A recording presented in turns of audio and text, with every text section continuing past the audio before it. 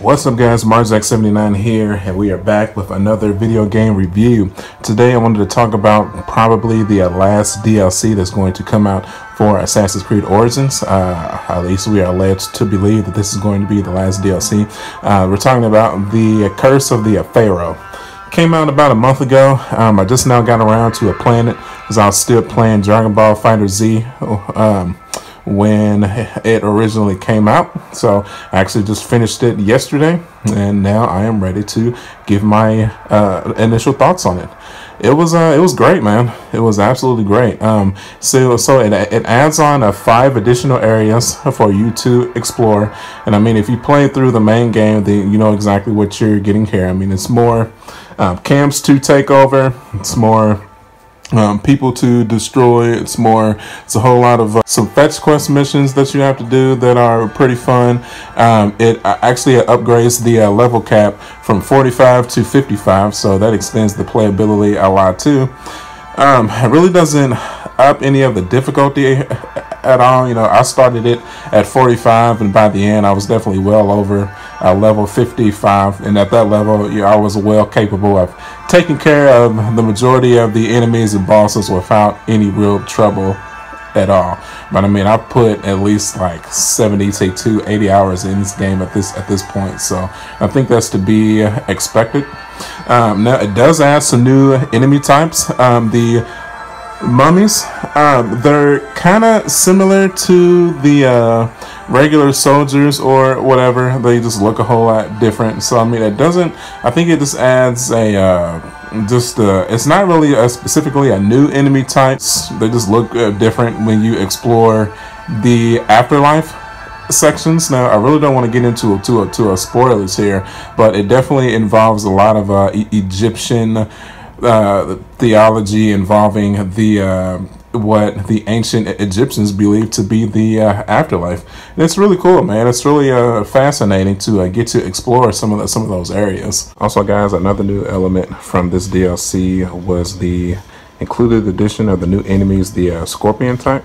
Now, and they were not just regular scorpions; they're giant scorpions. So these were actually really fun to take on too, but I definitely had to upgrade my level to be able to take some of them on. It's actually a trophy within this DLC that you can get a gold if you take out like 6, I think it's like 5 of the strongest scorpions in the DLC. That was really fun. So yeah, if I definitely had to point out a favorite aspect of the DLC, definitely the addition of the giant scorpions was my favorite. And there's one now.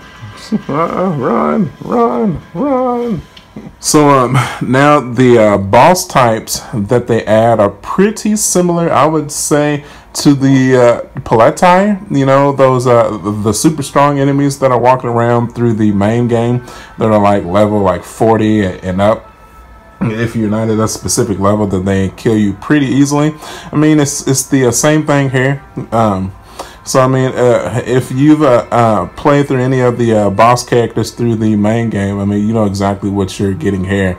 They don't really add any special powers to them or anything. It's just, you know, it's the same, you know, kind of boss characters that you got through the main game, which is fine in my opinion. I mean, if it's not broke, then don't fix it.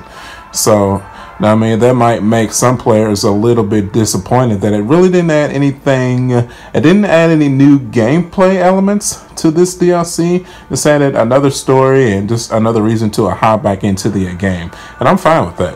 I really am. You know what I'm saying? If you've seen my other reviews of this game, you know that I love the original game. And I love the Hidden Ones DLC.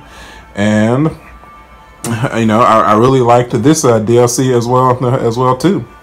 Now, if I had any major gripes with this DLC, is that Aya or Amunet is nowhere in it at all whatsoever.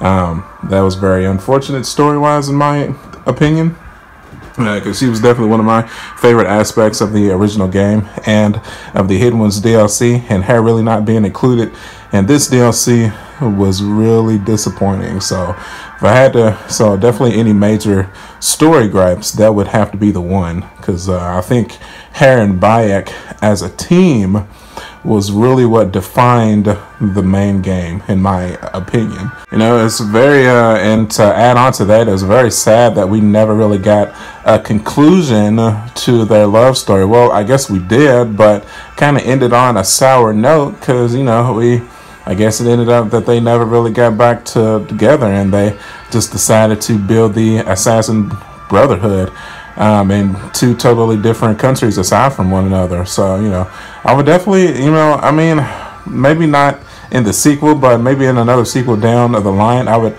love to find out how their story ended up. Because, I mean, you know, if you play through the original game, they still ended up being buried next to each other. So, I mean, I would definitely like to figure out how that story between the two of them ended. Because, yeah, that was definitely their relationship was definitely my favorite aspect of the original game. So if I had to rate it a score, I would definitely say perhaps, I would go as far as an 8.5 out of 10. It's definitely not perfect. I would say I probably got like 10 hours out of it, I would say. So for $20 for a 10-hour DLC, that's not bad. I mean, it's been, I've had better experiences worth $20, but, you know, it's definitely any reason to hop back into this adventure is well worth it, in my opinion. So, all right. So, I mean, so if you like this video, do me a favor and hit that like button. I would really appreciate it. There is plenty of Assassin's Creed content on the channel where we have glitches and figures talking about Assassin's Creed, and if you want to check that stuff out, you can hit that subscribe button and follow me at youtube.com/marjack79 and facebook.com/marjack79. Hope to see everybody on the next one, and until then, I will catch you guys later. Bye.